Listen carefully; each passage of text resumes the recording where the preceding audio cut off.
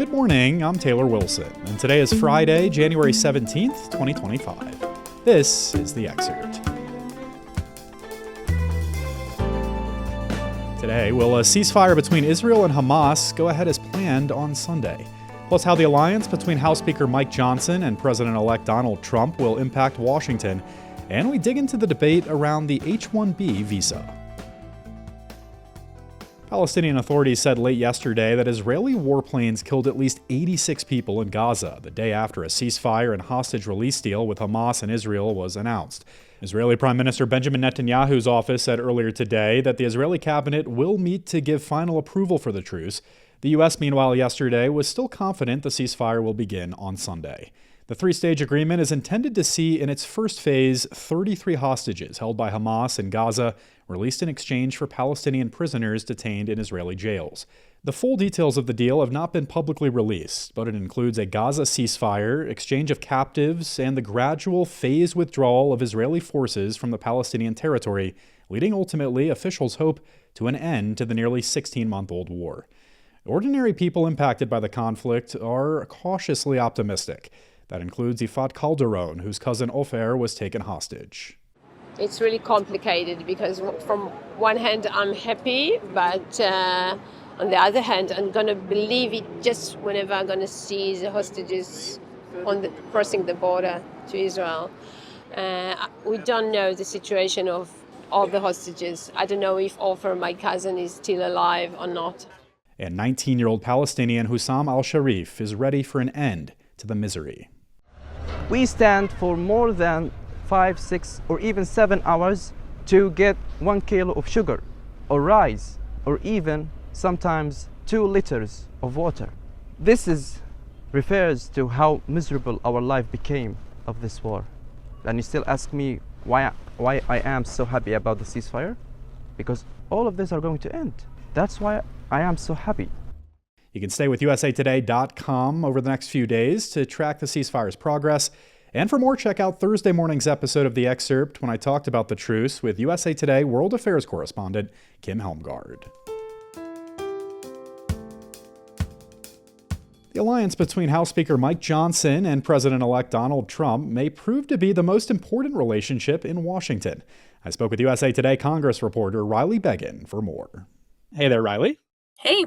So, as you outline in this great piece, it's clear Donald Trump and Mike Johnson come from very different backgrounds and paths to have reached this point in their respective careers. Can you talk through that a bit? Yeah, they really could not be more different besides being Republicans, and we'll sort of get at the ideology here. But in terms of background, Johnson is more than 20 years younger than Trump. He's really defined by his Christian faith. He's from the Deep South, from Louisiana. I mentioned in this piece that his favorite song in 2017 was the hymn Be Thou My Vision. He's really soft-spoken. He's quite bookish. And I think notably he was basically unknown on the national scene before he became the speaker in 2023. The last thing I'll say about Johnson is members really praise and sometimes complain about his willingness to listen and his predilection to sort of avoid conflict sometimes. On the other hand, we have President-elect Trump, who was raised in Manhattan among wealth. He's been a celebrity since he was in his mid-30s. And then, of course, there's some stuff that our readers probably know about. He's been convicted of paying hush money to a porn star. He's not a big reader. He watches a lot of television. And then on the leadership side, he really demands loyalty from staff and his allies. So 2 pretty different guys. Interesting. You mentioned this post on social media last month when Trump and Vice President-elect J.D. Vance called a deal Johnson had negotiated a betrayal of our country. Very strong words. What happened there, and then what followed in the week since? It was pretty wild to watch. Congress was just about to leave for the Christmas break. They come back in early January. And to do that, they had to pass this spending bill to keep the government open, which was due in late December. They had a bipartisan bill that was going to probably go through both chambers. There was definitely some conservative griping, and I think the first sign of trouble was Elon Musk, a billionaire, a close friend of Trump's now, came out against it. And then the next day, Trump and Vance, as you mentioned, called it a betrayal. So there was this huge scramble over the course of the next 2 days to come up with something that could get enough conservative support, crucially could get Democratic support because the Senate was still controlled by Democrats. The White House was still controlled by President Joe Biden, crossed the finish line in 2 days. So they actually did manage to do that. It did not include Trump's big request, which was to raise the debt ceiling. They're going to try to do that this year, which I'm sure we will end up talking about at some point.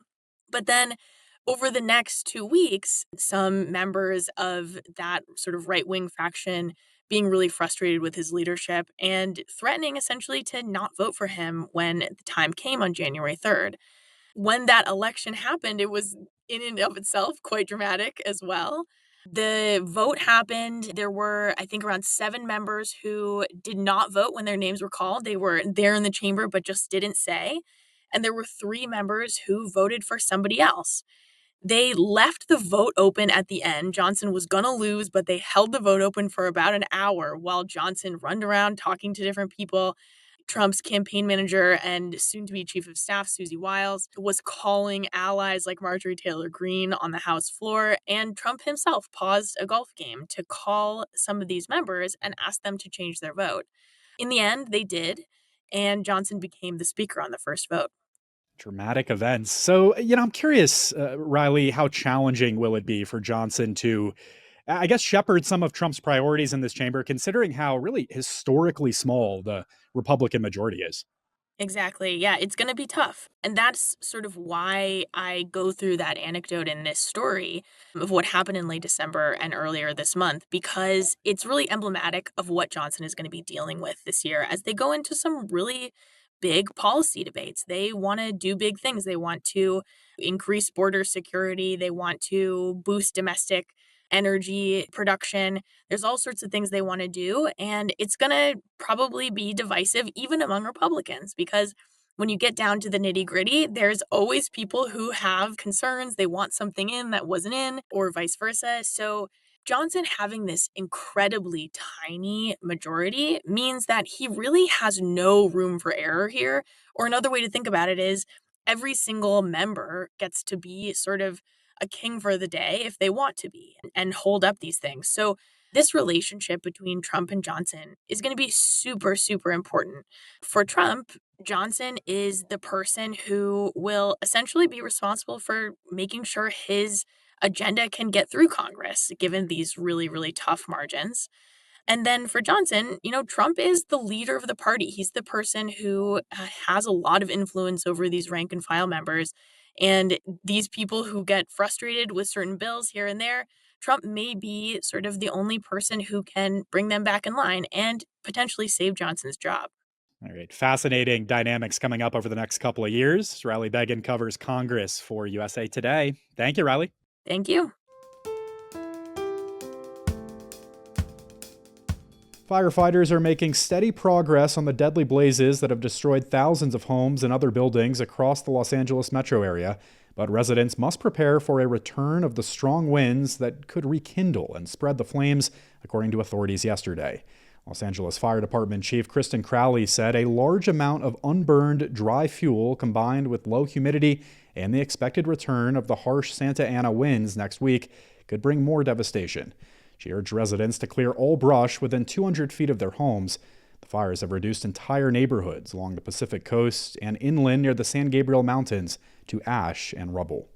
With tens of thousands of homes destroyed by fire and many communities inaccessible, housing is rapidly becoming one of the most critical questions facing residents in the area. And it's important that anyone renting a home or trying to find someplace to live knows their rights. It is illegal to gouge housing prices in the aftermath of a disaster, though there have still been reports of just that happening in Southern California. You can read more about how to spot post-disaster price gouging and what to do about it with a link in today's show notes. President-elect Donald Trump and Elon Musk are pushing the H1B Visa, but not everyone is on board. I caught up with USA Today personal finance reporter Daniel DeVise to learn more. Hey there, Daniel. It's a pleasure. Always a pleasure having you on, Daniel. So can we just get some basics here? What is the H1B visa?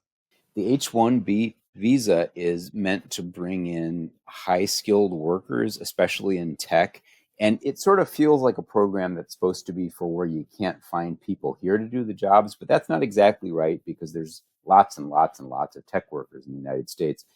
It's supposed to sort of bring in additional firepower, basically, to do these really important jobs. All right, so who in Trump world and kind of Trump's orbit has been pushing for this, and what do they argue? Well, this is the interesting thing because, the Republican Party increasingly has been, I would say, skeptical about immigration just generally.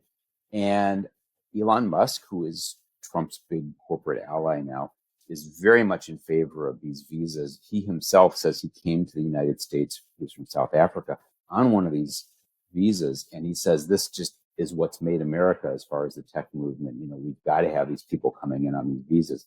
But a lot of MAGA Trump supporters are very skeptical about this and don't want to see more immigration. One of the big detractors of this visa is Steve Bannon, who was Trump's chief strategist in his first term.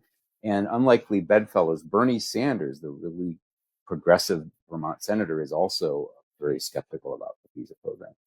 Yeah, unlikely bedfellows indeed there, Daniel. I was surprised to see that. I'm curious, do experts agree with the Musk side of this equation, with the Bannon and Sanders side? I mean, where do they land? Oh, Lord, this is very complicated. I interviewed a bunch of the experts on this topic, and I would say the nutshell version is this visa program, it's a little bit of a hindrance. If you're a tech worker in the United States, you might lose a job to somebody who comes in on one of these visas. You might get paid less because of it, because it is true that, there's research that shows that American computer scientists, for example, are earning a little less money because of these visa people coming in. But for almost everybody else, other Americans, it's probably a good thing. There's all these H1B Visa holders who've founded billion-dollar companies.